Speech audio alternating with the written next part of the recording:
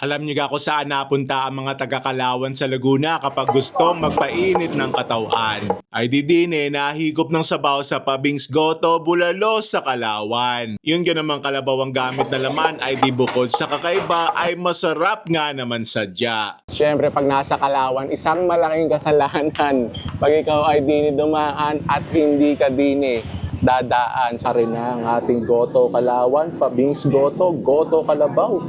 Yon! Look at that. Yung sinasabi ko, mix na yan ng laman, may balat na, may lamang loob. Tapos yung sabaw niya, yung sarsa niya, almost like pares.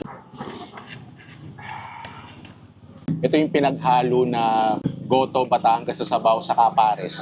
Meron siyang lasang pares eh. Halo-halo na yan, laman, laman loob, balat. Lalagyan natin ng maanghang na patis mansi. Yan! First bite. Thank you, Lord. Ang kalabaw talaga.